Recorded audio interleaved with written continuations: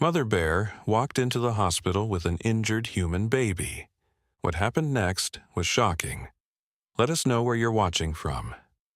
If you love my content, consider supporting it with a super thanks. Also, don't forget to like and subscribe. It'll help us to remain in touch with amazing people like you. The clock on the wall read 11:47 p.m. when Dr. Nora Wild finished her coffee and set the empty cup on the reception desk. Pine Valley Medical Center was unusually quiet for a Friday night.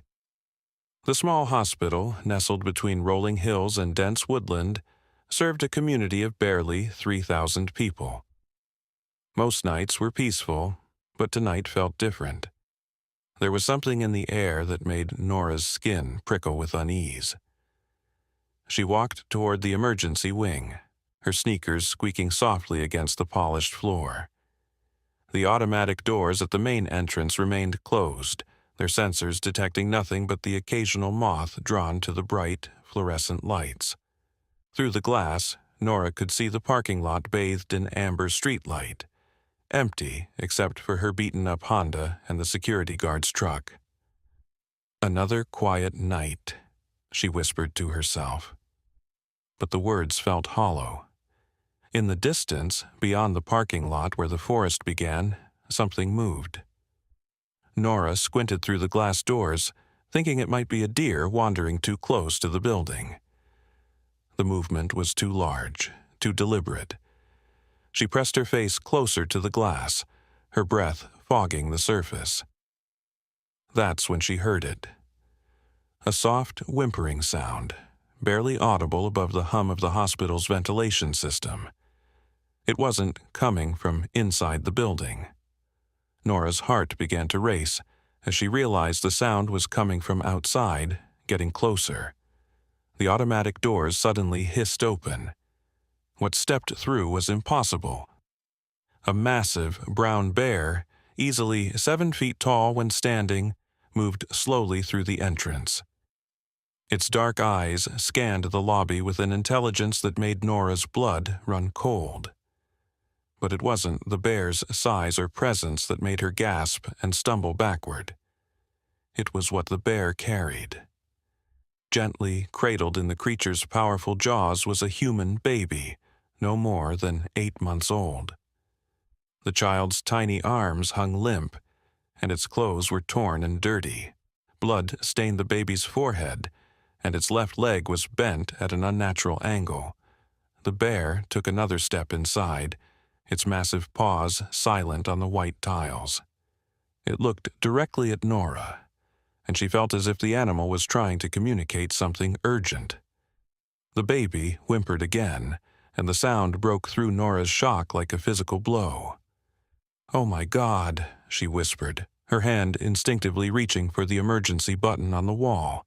But something stopped her. The bear's eyes weren't wild or aggressive. They were protective, desperate. The creature stood perfectly still, as if waiting for Nora to understand what it needed. Behind her, footsteps echoed down the hallway. Night nurse Caleb Rivers appeared at her shoulder, carrying a clipboard and wearing his usual tired expression. When he saw what stood in the lobby, the clipboard clattered to the floor. "Jesus Christ," Caleb breathed. "Is that a bear?" Nora finished. "With a baby." The bear's ears twitched at their voices, but it remained motionless. The baby in its mouth was barely conscious, its tiny chest rising and falling in shallow breaths. Blood continued to seep from the wound on its head, dripping onto the pristine hospital floor. "We need to call animal control," Caleb whispered, slowly reaching for his radio. "No," Nora said firmly, surprising herself with the conviction in her voice. "Look at it, Caleb. It's not attacking. It brought the baby here for help." "Bears don't bring human babies to hospitals, Nora. This is insane." But even as Caleb spoke, both of them could see that the bear was, indeed, seeking help. The massive creature stood perfectly still, its breathing controlled and measured. There was no aggression in its posture, only an urgent patience that seemed almost human in its complexity. The baby's whimpering grew weaker. "That child is dying," Nora whispered. She took a tentative step forward, her hands raised in what she hoped was a non-threatening gesture. "Easy, beautiful. I'm here to help." The bear's dark eyes fixed on hers, and for a moment Nora felt a connection she couldn't explain. It was as if the animal was asking for her trust, pleading with her to understand. "Nora, don't!"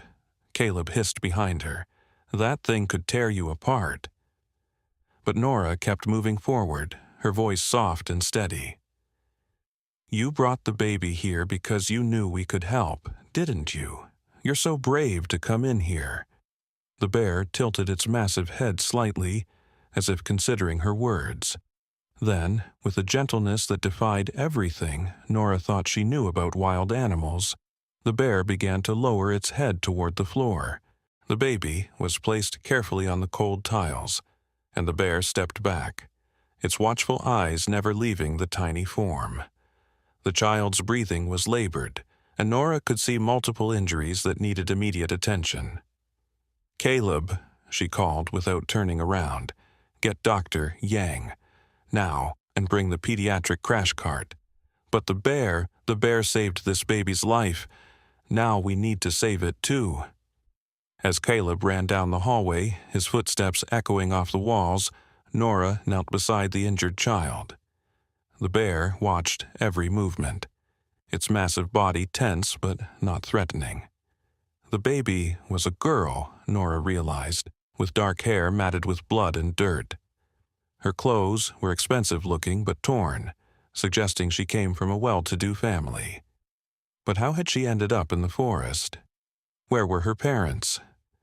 Dr. Marcus Yang burst through the doors to the emergency wing, followed by 2 more nurses pushing the pediatric crash cart. When he saw the scene in the lobby, he stopped dead in his tracks. "What in the hell?" "No time to explain," Nora interrupted, gently lifting the baby from the floor. "Multiple trauma, possible head injury, definitely a broken leg. She's been exposed to the elements for hours, maybe longer." The bear growled low in its throat as strangers approached the baby, but it made no move to attack. Instead, it positioned itself where it could observe everything, its protective instincts clearly still engaged. Dr. Yang, despite his shock, quickly shifted into professional mode. "Trauma room 2. Now." As they rushed the baby toward the emergency wing, the bear followed. Its massive paws padded silently behind them, ignoring the shocked stares and muffled screams from the few patients in the waiting area. "The bear can't come into the trauma room," Dr. Yang said firmly. But when they tried to close the door, the bear placed one enormous paw against it, holding it open. Its eyes, filled with an almost human anguish, fixed on the tiny form lying on the examination table. "It's not leaving," Nora observed quietly. "It's not going to leave her." Dr. Yang looked from the bear to the critically injured baby and made a decision that would haunt him for years to come. "Fine. But if that animal makes one wrong move—" "It won't," Nora said with certainty she couldn't explain. "It's her guardian angel." As they worked frantically to stabilize the baby, the bear stood silent, vigil in the doorway. And in the depths of its dark eyes, Nora glimpsed something that made her question everything she thought she knew about the natural world. There was love there. Deep, protective, maternal love. But whose baby was this? And how had a wild bear become its protector? The answers to those questions lay hidden in the dark forest beyond the hospital walls, waiting to be discovered. And they would change everyone's understanding of what was possible between human and animal, between civilization and the wild. The baby's heartbeat echoed through the trauma room, steady but weak. The bear's breathing matched its rhythm, as if the two were connected by something deeper than anyone could imagine. Outside, the wind began to howl through the trees, carrying with it secrets that had been buried for far too long. Dr. Yang worked with practiced precision, his hands steady despite the surreal circumstances. The baby's vital signs were weak but stable. He carefully cleaned the head wound, revealing a deep gash that would require stitches. The broken leg was more concerning, a compound fracture that suggested a significant fall. "How long has she been out there?" he muttered, more to himself than anyone else. The bear remained in the doorway, its massive frame blocking anyone from entering or leaving. Every few minutes, it would make a soft chuffing sound, and the baby's eyes would flutter open briefly, as if responding to a familiar call. Nurse Sarah Mitchell arrived with additional supplies, freezing when she saw the bear. She was new to Pine Valley, fresh out of nursing school, and nothing had prepared her for this. "It's okay," Nora assured her. "Just move slowly and keep your voice down." As Sarah carefully approached the examination table, the bear's attention shifted to her. The animal studied the young nurse with the same intense scrutiny it had given everyone else, as if evaluating whether she could be trusted with its precious cargo. "My God," Sarah whispered, looking at the baby. "She's so young. What kind of monster would leave a baby in the forest?" "Maybe they didn't have a choice," Nora said quietly, checking the baby's temperature. "Maybe something happened to them." Dr. Yang paused in his work. "We need to call the police. This baby was clearly abandoned or lost. Her parents must be frantic." "If they're still alive," Caleb added grimly. The bear's head tilted at the word parents, and it let out a low, mournful sound that sent chills down everyone's spine. The sound was so human-like in its pain that Sarah gasped. "Did you hear that?" she whispered. "It almost sounded like crying," Nora finished. She looked at the bear with new understanding. "Oh my God, you know what happened to her parents, don't you?" The bear's dark eyes met hers, and Nora saw confirmation in their depths. Whatever had happened in that forest, this bear had witnessed it all. Dr. Yang finished stitching the head wound and moved to stabilize the broken leg. "She's going to need surgery for this fracture. I'll have to call Dr. Peterson in from home." "It's nearly midnight," Caleb pointed out. "This can't wait until morning. Look at the swelling." As if understanding the urgency in Dr. Yang's voice, the bear stepped closer to the examination table. Its massive paw reached out, stopping just short of the baby's tiny hand. The gesture was so tender that Sarah felt tears spring to her eyes. "She trusts you," Nora said to the bear. "You've been taking care of her, haven't you?" "How long have you been protecting her?" The bear made that soft chuffing sound again, and this time the baby's eyes opened fully. She looked up at the massive creature above her and smiled. Actually, smiled. Her tiny fingers reaching weakly toward the bear's snout. "Jesus," Caleb breathed. "They know each other." Dr. Yang stopped what he was doing and stared. "That's impossible. Humans and bears don't form bonds like that. It goes against every natural instinct." But the evidence was right in front of them. The baby gurgled happily when the bear leaned down, its warm breath washing over her face. There was no fear in the child's eyes, only recognition and trust. "Maybe," Nora said slowly. "We don't know as much about natural instincts as we think we do." The sound of approaching sirens cut through the night air. Someone had called the police, probably one of the patients in the waiting room. The bear's ears perked up and its body tensed. "It's okay," Nora said quickly. "They're here to help, too." But the bear didn't seem convinced. It moved closer to the baby, its protective instincts clearly triggered by the approaching authorities. Sheriff Tom Bradley arrived first, his hand resting on his holstered weapon as he took in the scene. He was a weathered man in his 50s who had seen plenty of strange things in his 20 years of law enforcement, but this was something entirely new. "Dr. Yang," he said carefully, "I got a call about a bear in the hospital." "It brought us a patient, Doctor," Yang replied, not looking up from his work. "An injured baby." Sheriff Bradley's eyes widened as he processed this information. "A bear brought you a baby?" "Sheriff, I know how it sounds," Nora interjected, "but this bear saved her life. Without medical attention, she would have died out there." The bear watched the sheriff with obvious wariness. When Bradley took a step closer, it growled low in its throat, not aggressively, but as a clear warning. "I'm going to need to call Fish and Wildlife," the sheriff said, "and Children's Services. We have protocols for this kind of thing."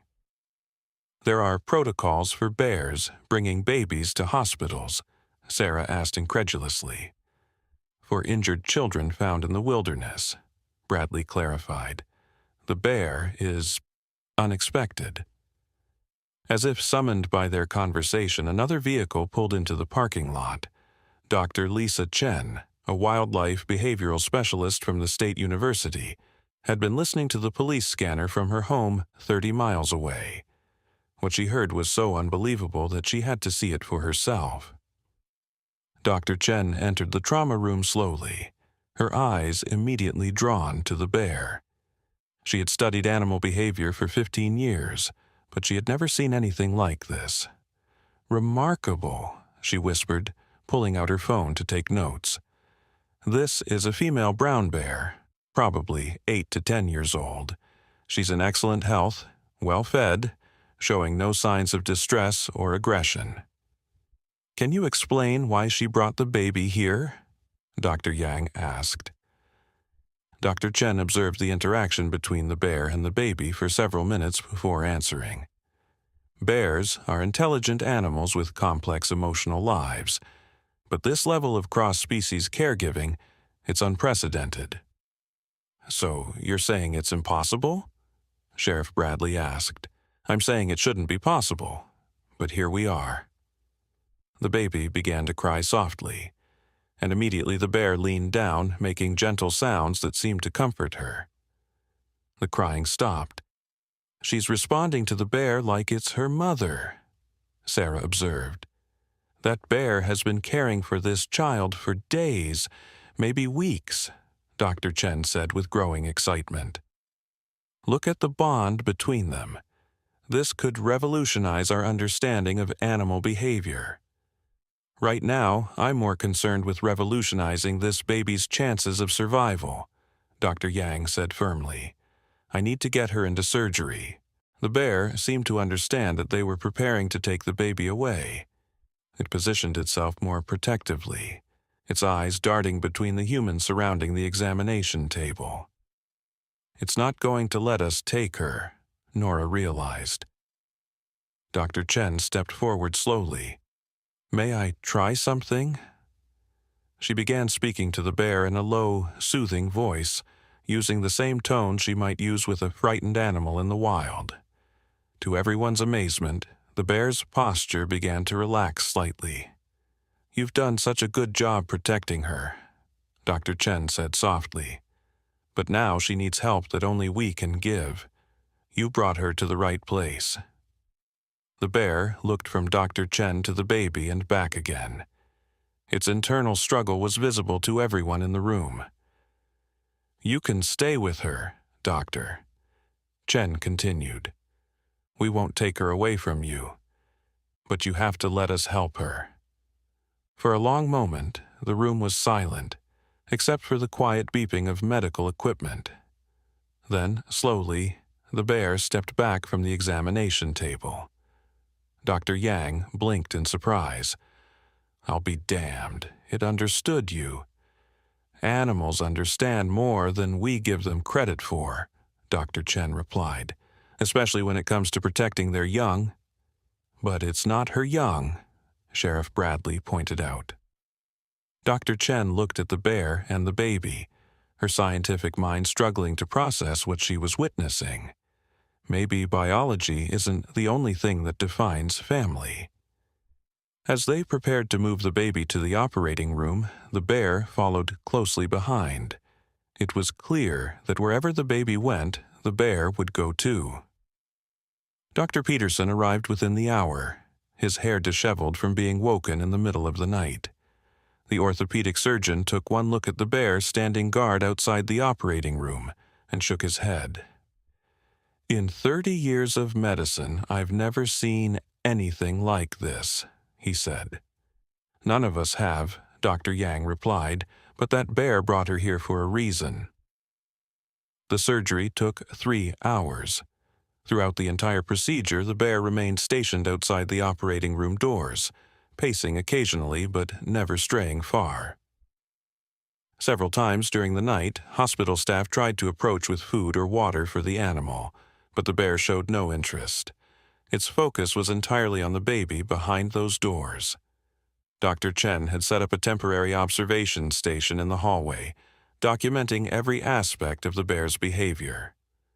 What she was witnessing challenged everything she knew about the wildlife psychology. "Bears don't form maternal bonds with human infants," she murmured into her voice recorder. "They don't navigate human environments like this. They don't demonstrate this level of emotional attachment to non-kin species." As dawn broke over Pine Valley, the surgery was finally complete. Dr. Peterson emerged from the operating room, pulling off his surgical mask. "She's stable," he announced to the small crowd that had gathered. "The fracture has been repaired, and there's no sign of permanent damage. She's incredibly lucky." The bear's ears perked up at the sound of his voice, and it looked toward the operating room doors with expectation. "When can we see her?" Nora asked. "She'll be in recovery for a few hours. We need to monitor her closely for any complications." Dr. Chen approached Dr. Peterson. "What about the bear? It's been waiting here all night." "The bear can't stay in the hospital indefinitely," Sheriff Bradley interjected. "Fish and Wildlife is on their way." At the mention of taking the bear away, the massive animal's demeanor changed. It stood up to its full height and moved protectively toward the operating room doors, blocking access. "It's not going to leave her," Nora said with certainty. "Look at it. That bear would die before it let anything happen to that baby." "We can't have a wild animal living in our hospital," Dr. Yang pointed out, though his voice lacked conviction. "Maybe we don't have a choice," Dr. Chen said quietly, "at least until we understand what happened out there. This bear and this baby have a connection that goes beyond anything science can currently explain." As if in response to her words, a commotion erupted from the recovery room. The baby had awakened and was crying inconsolably. The nurses couldn't calm her down. The bear heard the distress calls and immediately moved toward the recovery room. When the staff tried to block its path, the animal became agitated for the first time since arriving at the hospital. "Let it in, doctor," Chen said quickly. "She's calling for her protector." Against all protocols and common sense, they allowed the bear into the recovery room. The moment the baby saw the massive creature, her crying stopped. The bear approached the bed slowly and began making those soft, chuffing sounds that had comforted the baby before. "This is incredible," Dr. Chen whispered, recording everything. "The baby's vital signs are actually improving with the bear present." It was then that Nora noticed something she had missed before. Around the bear's neck, partially hidden by its thick fur, was a collar. Not a typical dog collar, but something handmade from leather and rope. "Dr. Chen," Nora said quietly, "look at its neck." Dr. Chen examined the collar more closely. "This was put on by humans, recently, and look." She pointed to a small metal tag hanging from the collar. "There's an engraving." Sheriff Bradley leaned in to read the tag. His face went pale. It says Honey, property of the Fairchild family. The room fell silent. The Fairchilds, Sarah whispered. Weren't they the family that went missing during the camping trip 2 weeks ago? Sheriff Bradley nodded grimly. David and Rachel Fairchild, along with their 8-month-old daughter Emma. We found their campsite destroyed, but no bodies. Everyone assumed they were killed in a bear attack. Dr. Chen looked at the bear with new understanding. What if it wasn't an attack? What if this bear was protecting them? You're saying this bear belonged to the Fairchild family? Dr. Yang asked. More than that, Sheriff Bradley said, his voice heavy with implications. I think this baby is Emma Fairchild. And somewhere deep in the forest, buried under fallen logs and scattered leaves, lay the truth about what really happened during that camping trip. A truth that would reveal not just the fate of David and Rachel Fairchild, but the extraordinary bond between a family and the wild animal they had raised from a cub. The bear they had named Honey. The baby, Emma Fairchild, slept peacefully now, her tiny hand resting near Honey's massive paw. But the questions were only beginning. How had the Fairchilds come to have a pet bear?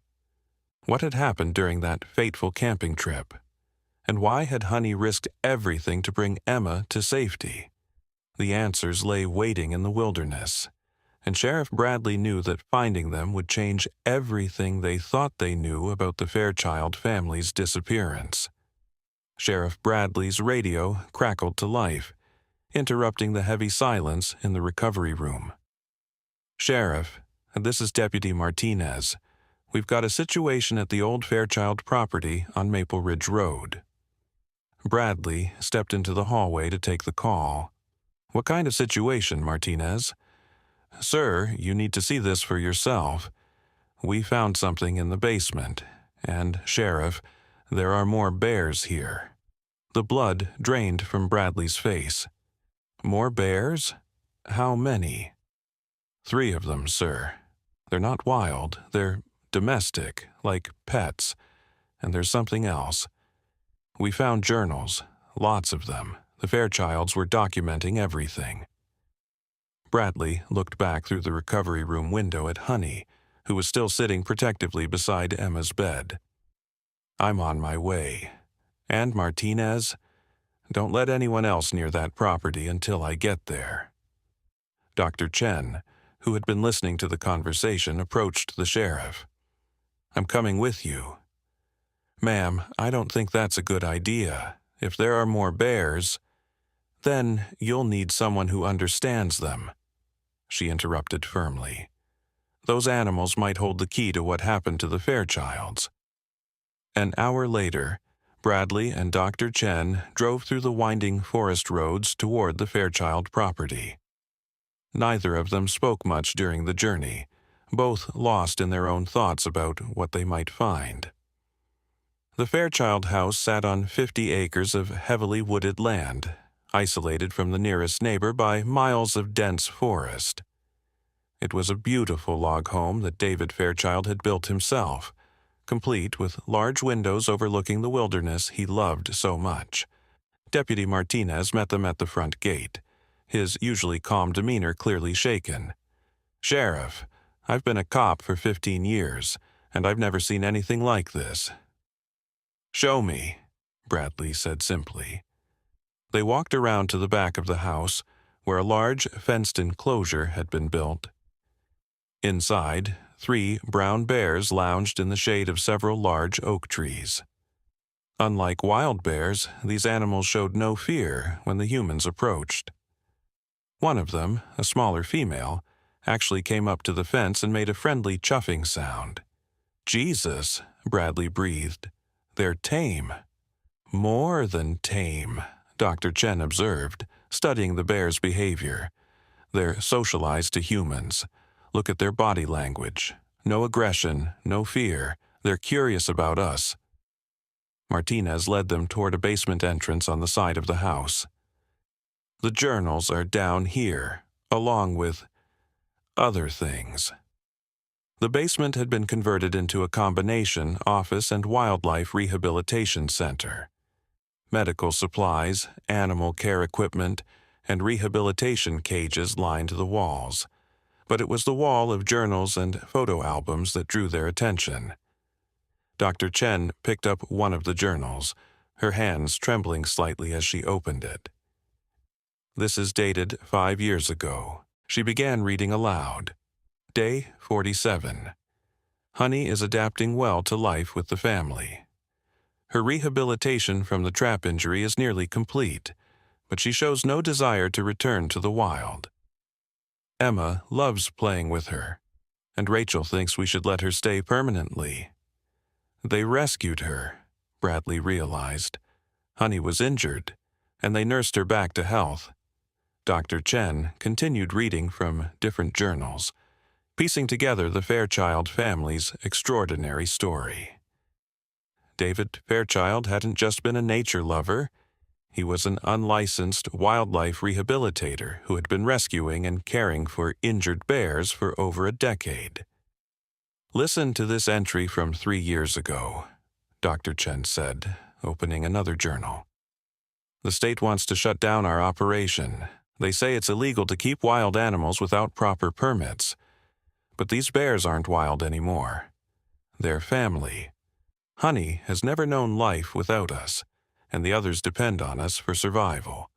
We've decided to move deeper into the forest, away from prying eyes. That explains why they were camping so far from civilization, Bradley said. They weren't on vacation. They were scouting locations for a new home. Martinez pulled out a photo album and opened it to reveal dozens of pictures of the Fairchilds with their bears. There was David feeding a young Honey with a bottle, Rachel teaching Emma to walk, while a massive bear watched protectively from nearby, Emma taking her first steps directly toward Honey, who caught her gently in her massive paws. They raised Honey from a cub, Dr. Chen whispered, looking at a photo of tiny Honey sleeping in a dog bed next to baby Emma's crib. That's why she's so protective of Emma. In her mind, they're sisters. But it was the final journal entry that made them both stop breathing. It was dated 2 weeks ago, the day before the family's camping trip. Dr. Chen read it with a shaking voice. Something's wrong with the other bears. They're agitated, aggressive. Marcus got too close to Luna yesterday and she swiped at him. We've never seen behavior like this from them before. David thinks they might be sick. We're taking Honey and Emma camping while he figures out what's wrong. Honey's always been different from the others, more connected to us. She'll protect Emma no matter what. Marcus, Bradley said. Who's Marcus? Martinez flipped through more photos until he found one labeled on the back. Marcus Thorne, family friend and business partner. The photo showed a tall, lean man in his 40s standing next to David Fairchild. Both men were smiling, but there was something in Marcus's eyes that made Bradley uncomfortable. I need to run a background check on this Marcus Thorne, Bradley said. Dr. Chen was still reading through the journals when she found something that made her go pale. Sheriff, you need to hear this. It's from Rachel's journal, dated a week before they disappeared. I don't trust Marcus anymore. He's been asking too many questions about our setup here, about the bears. David says I'm being paranoid, but I've seen the way Marcus looks at them, like they're products, not family. He keeps talking about how much money people would pay to hunt bears that aren't afraid of humans. The thought makes me sick. The pieces were beginning to fall into place, but the picture they formed was darker than anyone had imagined. We need to find Marcus Thorne, Bradley said grimly. Back at the hospital, Honey hadn't moved from Emma's bedside. The baby was recovering well from her surgery, but she remained restless whenever Honey wasn't nearby. Dr. Yang had given up trying to remove the bear from the recovery room. Every time they attempted to separate them, both the baby and the bear became distressed. Nora sat in a chair beside the bed, watching the unusual pair with fascination. She had volunteered to take the night shift, partly out of professional duty and partly because she couldn't tear herself away from the extraordinary bond she was witnessing. "You miss them, don't you?" she said softly to Honey. "You miss David and Rachel." At the sound of the familiar names, Honey's ears perked up, and she made a low, mournful sound. The bear's dark eyes seemed to cloud with grief. "What happened out there, girl? What happened to Emma's parents?" As if understanding the question, Honey stood up and walked to the window. She pressed her massive frame against the glass, looking out toward the forest where her family had disappeared. Emma stirred in her bed and began to whimper. Immediately, Honey returned to her side, nuzzling the baby gently until she settled back to sleep. Dr. Chen's voice came over Nora's radio. "Doctor, Wild, are you there?" "I'm here. What did you find?" "We found the Fairchild property. Honey wasn't the only one. They were running an illegal bear rehabilitation center, and we think we know what happened to David and Rachel." "What do you mean?" There was a pause before Dr. Chen responded. "It wasn't an accident. Someone wanted those bears, and when the Fairchilds wouldn't give them up..." The radio went silent, leaving Nora with a chill that had nothing to do with the hospital's air conditioning. Outside, a figure watched the hospital from the tree line. Marcus Thorne lowered his binoculars and smiled coldly. He had been searching for the bears for 2 weeks, and now he knew exactly where to find at least one of them. The valuable one. The one that had been trained from birth to trust humans completely. He pulled out his cell phone and made a call. "It's me. I found her. The bear is at Pine Valley Medical Center." "Yes, I'm sure it's Honey. She's with the kid." "No, that doesn't matter. What matters is that she's worth a fortune to the right buyer." Marcus ended the call and checked his equipment. He had tranquilizer darts, a truck with a specially designed cage, and most importantly, he had the element of surprise. He had waited 2 weeks for this opportunity, and he wasn't going to let it slip away. Inside the hospital, Honey suddenly became agitated. She stood up, her hackles raised, and began pacing around Emma's bed. Her nostrils flared as she caught a scent that made her blood run cold. A scent she remembered from that terrible night in the woods. The night everything changed. The night Marcus Thorne murdered David and Rachel Fairchild. Honey hadn't been able to save Emma's parents, but she would die before she let anyone harm Emma. The massive bear positioned herself between the baby and the window, her body tense and ready for whatever was coming. Because she knew Marcus was coming. She could smell his evil intentions on the wind. And this time, she would be ready for him. In the basement of the Fairchild house, Sheriff Bradley found one final piece of evidence that would change everything. Hidden behind a loose stone in the basement wall was a metal box containing a video camera. The final video on the camera was dated the day the Fairchilds disappeared. It showed David Fairchild speaking directly into the camera, his face drawn with worry. "If something happens to us, I want people to know the truth. Marcus Thorne has been threatening us for months. He wants our bears for some kind of hunting operation. Canned hunts, he calls them.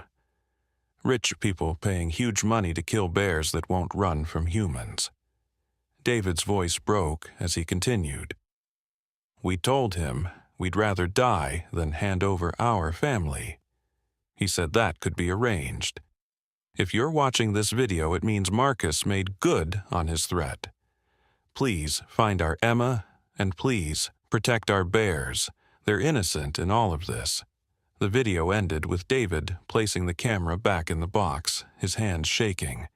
Sheriff Bradley's radio crackled to life. It was the hospital. "Sheriff, you need to get back here right away. Someone's watching the hospital, armed. And the bear is acting like she knows something bad is about to happen." Bradley and Dr. Chen raced back toward their vehicle. "Martinez, secure this property and don't let anyone near it. And call for backup, lots of backup." As they sped back toward Pine Valley Medical Center, neither of them noticed the dark sedan following them at a distance. Marcus Thorne hadn't come alone, and he wasn't planning on leaving empty-handed.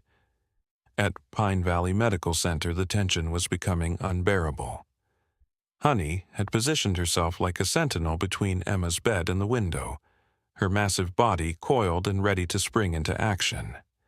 Every few minutes, she would let out a low growl that made the hair on everyone's neck stand up.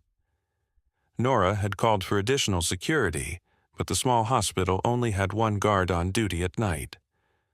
Officer Jim Watson, a retired police officer who worked part-time at the hospital, had arrived within minutes of Nora's call. However, when he saw Honey in her protective stance, he realized they were dealing with something far beyond his expertise. "Dr. Wilde," Watson said quietly, "I think we should move the baby to a more secure location." "She won't let us," Nora replied, nodding toward Honey. "Try to get near that bed and see what happens." As if to prove her point, Watson took a single step toward Emma's bed. Immediately, Honey rose to her full height and released a rumbling growl that shook the windows. The bear's message was clear. No one would get near Emma while she was there. "Jesus," Watson breathed, taking several steps back. "I've never seen anything like that." Dr. Chen's voice crackled over Nora's radio again. "Dr. Wilde, we're heading back to you now. Whatever you do, don't let anyone take that bear or the baby. Marcus Thorne is dangerous, and he has help." "Who is Marcus Thorne?" Watson asked. Before Nora could answer, the lights in the recovery room flickered and went out. Emergency lighting kicked in a moment later, bathing everything in an eerie red glow. Honey's agitation increased dramatically. "That's not normal," Watson said, reaching for his radio. "Hospital maintenance, this is security. We've lost power in the East Wing." Static was the only response. In the parking lot, Marcus Thorne and two associates moved stealthily toward the hospital's main entrance. One of his men, a burly hunter named Jake Collins, carried a high-powered tranquilizer rifle. The other, a thin man named Eddie Pierce, who specialized in animal capture, pushed a wheeled cage designed specifically for large predators. "Remember," Marcus whispered, "the bear is worth more alive than dead. But if it comes down to it, don't hesitate to put it down. The real money is in proving that these domesticated bears exist in the first place." Jake nodded, adjusting his grip on the tranquilizer gun. "What about the kid?" Marcus's smile was cold. "The kid is leverage. If the bear won't cooperate, it might become more reasonable when it sees its precious little human in danger." They had spent weeks planning this operation. Marcus knew the hospital's layout, the security protocols, and the staff schedules. What he hadn't planned for was the bear's heightened senses, detecting his presence before he even entered the building. Inside the recovery room, Honey began pacing frantically. Her nostrils flared as she caught multiple human scents approaching the building. But it was one scent in particular that sent her into a state of barely controlled rage. Marcus Thorne, the man who had killed her family. Honey's memories of that terrible night came flooding back. She had been foraging with David when they heard Rachel screaming from the campsite. By the time they arrived, Marcus and his men had already taken Rachel hostage. David had tried to negotiate, offering them money, anything except the bears. Marcus had laughed and shot David in cold blood. Then he had turned the gun on Rachel. Honey had attacked then, her protective instincts overriding her domesticated nature. She had managed to wound Marcus badly before he and his men retreated, but not before they had set fire to the campsite to destroy evidence. Honey had grabbed Emma and run deep into the forest, knowing that Marcus would return with more men and better weapons. She had kept the baby alive for 2 weeks, sharing her body heat during cold nights and finding edible plants that she could chew into a paste for Emma to eat. When Emma's condition worsened and the baby began showing signs of serious illness, Honey had made a desperate decision. She remembered the big building with the bright lights where David and Rachel had once taken her when she was sick as a cub, the place where humans made other humans better. And now, Marcus was here to finish what he had started. Nora watched in amazement as Honey's behavior shifted from protective to predatory. The bear's muscles tensed, and her breathing became shallow and controlled. This wasn't just a mother protecting her young anymore. This was a predator preparing for war. "Officer Watson," Nora said urgently, "I need you to call Sheriff Bradley right away. Tell him Marcus Thorne is here." Before Watson could respond, they heard the sound of breaking glass from somewhere in the hospital. Honey's head snapped toward the sound, and she released a roar that echoed through the corridors. "That came from the east entrance," Watson said, drawing his weapon. "I'm going to check it out." "No," Nora said firmly. "Don't leave us alone. If this Marcus person is as dangerous as Dr. Chen says, we need to stay together." In the basement of the hospital, Marcus and his team had gained entry through a service door that Eddie had easily picked. They moved through the lower level, using their knowledge of the building's layout to avoid the main corridors. "Security office is this way," Marcus whispered, leading them down a narrow hallway lined with maintenance equipment. They found the security office empty, except for a bank of monitors showing various areas of the hospital. Marcus quickly located the feed from the recovery room and smiled when he saw Honey pacing near Emma's bed. "There she is," he said softly. "Jake, Eddie, you know what to do." Jake smashed the security monitors with the butt of his rifle, while Eddie began cutting phone lines and disabling the hospital's communication systems. They wanted to isolate their targets completely. "How long until someone realizes the systems are down?" Eddie asked. "Long enough," Marcus replied. "Most of the staff is on the other side of the building. By the time they figure out what's happening, we'll be gone." They made their way toward the elevator, planning to take it directly to the recovery room. But when the elevator doors opened on the ground floor, they found themselves face to face with Caleb Rivers, who was returning from his coffee break.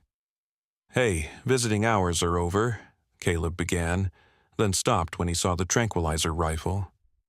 "Who are you people?" Dr. Chen's voice suddenly echoed through the hospital's PA system, which Marcus's team had failed to completely disable. "Marcus Thorne, this is Dr. Lisa Chen. The FBI is on their way. You're surrounded. Release the hostages and surrender now." Marcus's face darkened. "Seems our timeline just got shorter. Jake, dose the bear." Jake raised the tranquilizer rifle, but before he could fire, Honey moved. Despite her massive size, she was incredibly fast. She surged forward, not toward Marcus and Jake, but to the side, positioning herself so that any dart fired at her would risk hitting Emma or the medical equipment. "Smart girl," Marcus muttered. "You always were the clever one." It was then that Eddie spoke up from his position by the door. "Marcus, we've got company." The sound of running footsteps echoed through the corridors. Sheriff Bradley's voice could be heard directing his deputies to secure all exits and move carefully through the building. "Time to go," Marcus decided. "Jake, forget the tranquilizer. Use the capture net." Eddie pulled out a large net gun while Jake switched his weapon. But as they prepared to fire, another voice joined the chaos from an unexpected source. "Stop right there!" Everyone turned to see Sarah Mitchell standing in the doorway behind Marcus and his men. The young nurse held a fire extinguisher in her hands like a weapon, her face pale but determined. "Sarah, get out of here," Nora shouted. "Not without Emma," Sarah replied firmly. "That baby is our patient, and I won't let these monsters hurt her." Marcus laughed. How touching. Another hero. He nodded to Eddie, who spun around and pointed the net gun at Sarah. That was the moment Honey had been waiting for. With a roar that shook dust from the ceiling, Honey launched herself forward. Her massive weight struck Jake first, sending him flying into the wall with such force that the tranquilizer rifle shattered on impact. Marcus dove to the side, but Honey's claws caught his shoulder, tearing through his jacket and leaving deep gouges in his flesh. Eddie fired the net gun at Sarah, but Honey intercepted it in midair, becoming entangled in the heavy netting. The bear thrashed violently, trying to free herself, but the more she struggled, the tighter the net became. "Now!" Marcus shouted through his pain, blood streaming from his wounded shoulder. "While she's trapped." Jake, dazed but not unconscious, pulled out a backup pistol. "I've had enough of this. That bear needs to die." But before he could fire, a new sound filled the room. Multiple sets of footsteps, and then Sheriff Bradley and 3 deputies burst through the doorway, weapons drawn. "Drop your weapons, now!" Bradley commanded. The room erupted into chaos. Jake spun toward the officers, his pistol raised. Marcus grabbed a medical tray and hurled it at Bradley. Eddie tried to run, but collided with Deputy Martinez in the doorway. In the middle of it all, Honey continued to struggle against the net, her anguished cries echoing through the room as she saw armed men surrounding Emma's bed. Sarah, thinking quickly, grabbed a pair of surgical scissors from a nearby tray and began cutting at the net holding Honey. "I've got you, girl," she whispered. "We're going to free you."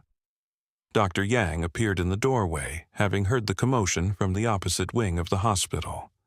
"What in God's name is happening here?" "Dr. Yang, help me," Sarah called out. "We need to free her." Dr. Yang didn't hesitate. He grabbed another pair of scissors and began cutting through the thick ropes of the net while Sarah worked from the other side. The standoff between Bradley's deputies and Marcus's men continued, with everyone's weapons trained on each other. But it was clear that Marcus was outgunned and outmaneuvered. "You're under arrest for the murders of David and Rachel Fairchild," Bradley announced. "And for breaking and entering, assault with a deadly weapon, and threatening a child." Marcus sneered, blood still dripping from his shoulder wound. "You can't prove anything. There are no witnesses to what happened in those woods." "Actually," Dr. Chen said, appearing beside Bradley with a small video camera in her hands, "there is. We found David Fairchild's final message.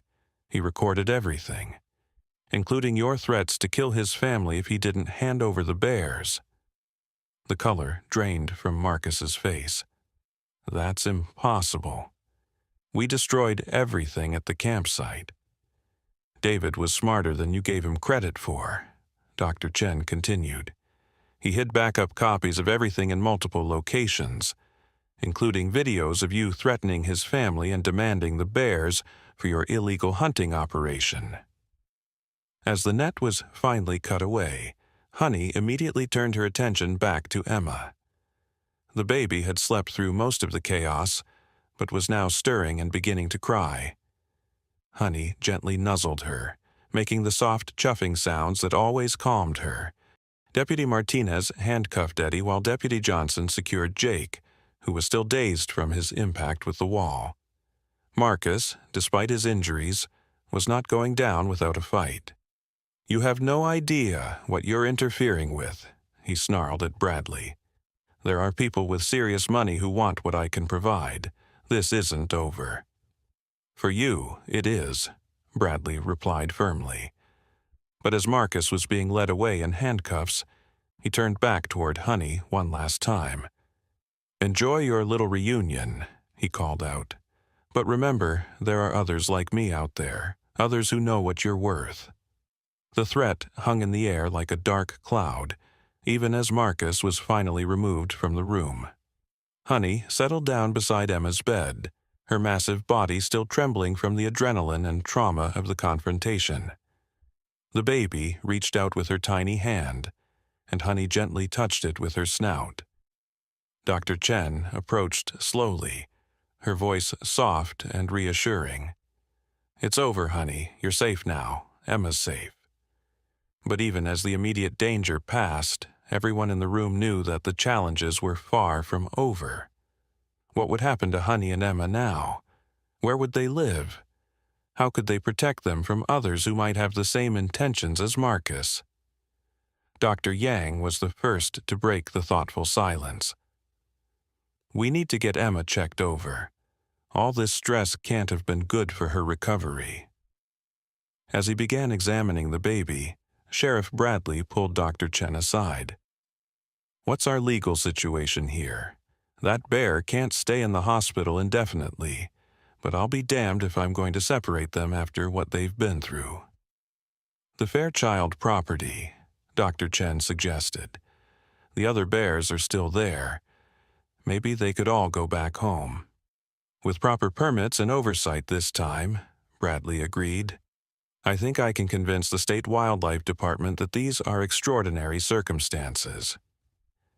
Nora, who had been quietly observing Honey's gentle interaction with Emma, spoke up. "What about the future?" Marcus was right about one thing. There will be others who want to exploit bears like this. How do we protect them? Sarah, still shaken from her encounter with the armed men, sat down heavily in a chair. "I never knew people could be so cruel. How could anyone want to hurt something so loving and protective?" "Because they see dollar signs instead of family," Dr. Chen replied sadly. "But maybe what happened here tonight can help change that. If we can share their story, show people the truth about the bond between the Fairchilds and their bears." "A documentary," Dr. Yang suggested. "Something to educate people about what really happened, about the kind of family the Fairchilds were." Officer Watson, who had remained silent through most of the ordeal, finally spoke. "I've been a cop for 30 years, and I've never seen devotion like that bear showed tonight. She could have run when the shooting started, but she stayed to protect that baby." As dawn began to break over Pine Valley, the recovery room settled into an unusual calm. Honey had curled up on the floor beside Emma's bed, one massive paw gently resting near the baby's crib. Emma slept peacefully, her tiny hand resting against Honey's fur. Dr. Chen sat in a corner of the room, typing notes on her laptop. She was already working on a proposal for the State Wildlife Commission, outlining a plan to establish a legitimate sanctuary for the Fairchild bears. It would take time, paperwork, and probably a small miracle, but she was determined to make it happen. Sheriff Bradley returned with coffee for everyone and an update. Marcus Thorne and his associates are being transferred to county lockup. The FBI is taking over the case because of the interstate wildlife trafficking charges. Marcus is looking at serious federal time. "What about the other bears at the property?" Sarah asked. "Dr. Chen and I are going back there this morning with a team of veterinarians and wildlife experts. We need to make sure they're healthy and safe." Honey lifted her head at the mention of the other bears. She made a questioning sound as if asking about her companions back home. "She understands, Doctor." Chen observed with wonder. "She knows we're talking about the others." Dr. Yang finished his examination of Emma and smiled. "She's doing remarkably well, considering everything she's been through. The surgery site is healing properly, and her vital signs are strong." "When can she leave the hospital?" Bradley asked. "Medically, she could be discharged in a day or two, but—" Dr. Yang looked at Honey. "Where exactly would they go?" It was a question that would need to be answered soon. But for now, in the quiet of the recovery room, it was enough that Emma and Honey were together and safe. The morning sun streamed through the windows, casting warm light on a remarkable scene. A massive brown bear, sleeping peacefully beside a baby's crib, both of them survivors of a tragedy that had torn their family apart. But they weren't alone anymore. They had found something unexpected in the small hospital in Pine Valley. People who cared, people who understood, and people who would fight to keep them together. The story of Honey and Emma Fairchild was far from over. In fact, in many ways, it was just beginning. 6 months later, the morning mist clung to the mountains surrounding the newly established Fairchild Bear Sanctuary as Dr. Nora Wild walked along the wooden pathway that connected the main house to the various enclosures. In her hands, she carried a bottle of warm milk and a small medical bag, part of her daily routine at what had become her new home. The sanctuary had been built on the original Fairchild property, expanded and legitimized with proper permits, state funding, and donations from around the world. After the story of Honey and Emma had spread through news outlets and social media, people from every corner of the globe had contributed to making this dream a reality. Nora had left her position at Pine Valley Medical Center to become the sanctuary's full-time medical director.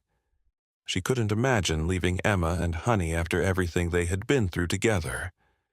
As she approached the main enclosure, she saw a familiar sight that never failed to make her smile. Emma, now 14 months old and walking confidently on her tiny legs, was playing in the grass near the pond. And there, watching her with the same protective intensity as always, sat Honey. "Good morning, you two," Nora called out. Emma turned at the sound of her voice and squealed with delight, toddling toward Nora with her arms outstretched. "Nawa, Nawa." Honey followed close behind, as she always did, her massive paws silent on the soft earth. The bear had never strayed more than a few feet from Emma, not once in all these months. "Look how big you're getting," Nora said, scooping Emma up and spinning her around. "And look who's right here with you, as always."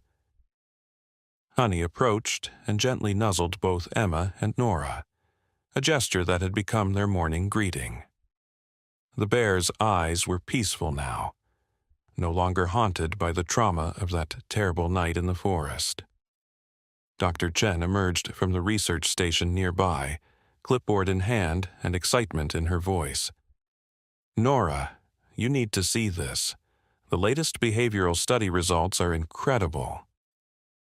They walked together toward the main house, Emma riding on Nora's hip while Honey padded alongside them.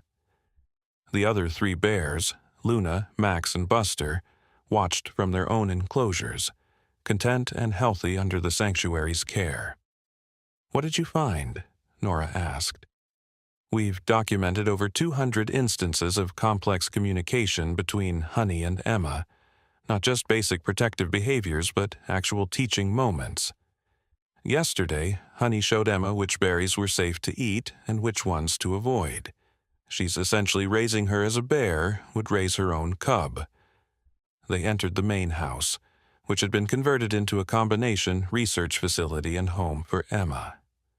The walls were covered with photographs documenting Emma's growth alongside Honey.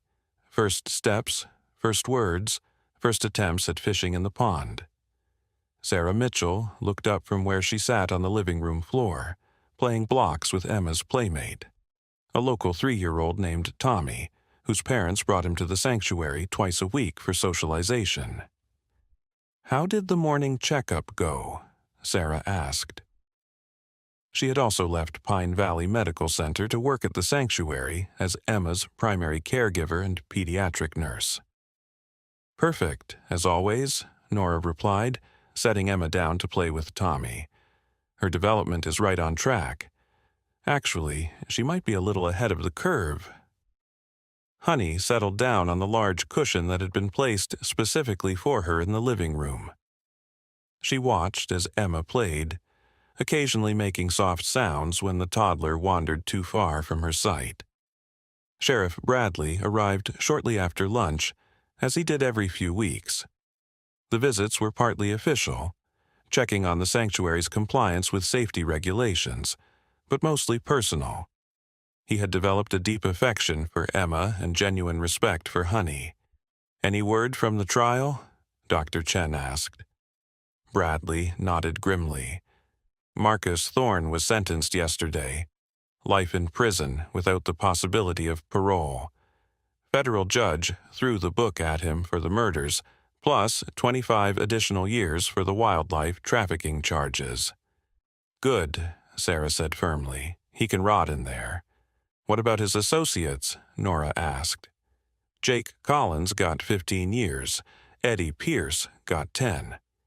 The FBI also broke up the entire network based on evidence they found in Marcus's files. They've identified dozens of victims, both human and animal, over the past decade. Emma toddled over to Honey and climbed onto the bear's back, a feat that would terrify most adults, but was simply part of their daily routine. Honey remained perfectly still, allowing the toddler to use her as a living playground. "Have you given any more thought to the custody situation?" Dr. Chen asked quietly. It was the question that hung over everything. Legally, Emma was still a ward of the state. Children's Services had been working for months to find suitable adoptive parents, but the challenge was unique. How do you separate a child from the bear who had saved her life and raised her? "Actually," Bradley said, "I have some news about that. The state has approved an unprecedented arrangement. Emma will remain here at the sanctuary permanently, with Nora and Sarah as her legal guardians. The judge ruled that separating Emma from Honey would constitute emotional cruelty, and that the sanctuary provides the safest and most nurturing environment for her development." Nora felt tears spring to her eyes. "Really? It's official. As of yesterday afternoon, you're officially a family." The room fell silent, except for Emma's happy babbling as she played with Honey's fur. The bear turned her massive head to look at each of the adults in turn, as if understanding the significance of the moment. Dr. Yang entered through the front door, carrying his medical bag. He had continued as Emma's pediatrician, making the drive from Pine Valley every week to check on his unique patient. "How's our favorite patient today?" he asked. "Growing like a weed," Nora replied. "And Honey's doing wonderfully too." Dr. Yang examined both Emma and Honey with the same thoroughness he always had. Over the months, he had developed techniques for monitoring the bear's health that were completely unprecedented in veterinary medicine. "Remarkable," he said as he finished his examination. "Emma's bonding with Honey continues to benefit her development in ways we're still documenting. And Honey's stress levels have decreased significantly since they've been settled here." As evening approached, the daily visitors began to leave.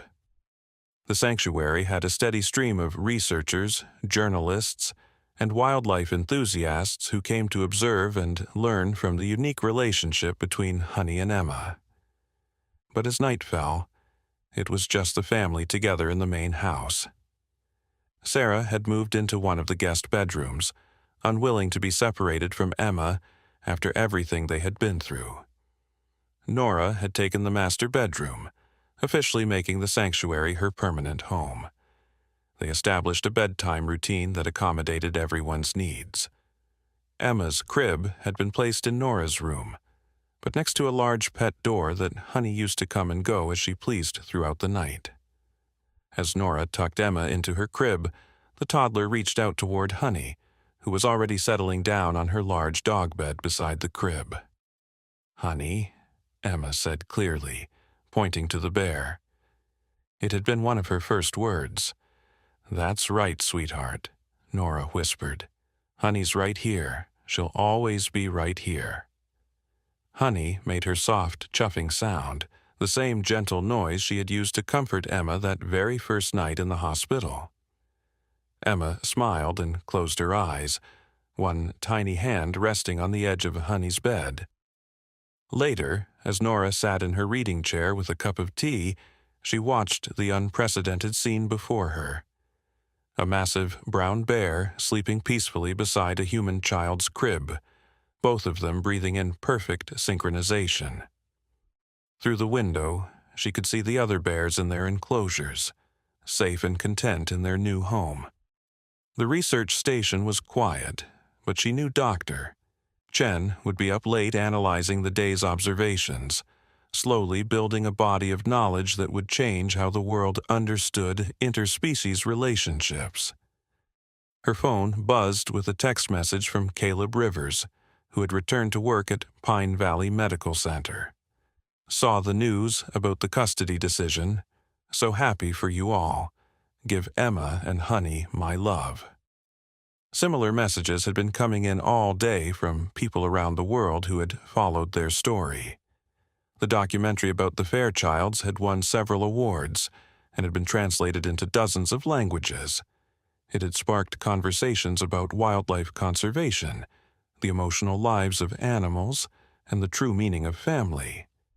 But beyond all the attention and accolades, what mattered most was right here in this room. A little girl who had survived the unthinkable because of the love and protection of an extraordinary bear. A bear who had found new purpose in caring for the child of the humans who had saved her. Nora opened her journal. She had been documenting Emma's development and her relationship with Honey since their first day at the sanctuary. Tonight's entry was simple. Day 187 at the sanctuary. Emma took 12 steps in a row today, the farthest she's ever walked. Honey followed beside her the entire way, ready to catch her if she fell. They played by the pond for 2 hours this afternoon. Emma laughed when Honey showed her how to splash in the water. Sometimes I look at them and I can almost see David and Rachel Fairchild smiling, knowing their daughter is loved and protected. We are not the family any of us expected to have, but we are exactly the family we were meant to be. As she closed the journal and prepared for bed, Nora took one last look at Emma and Honey.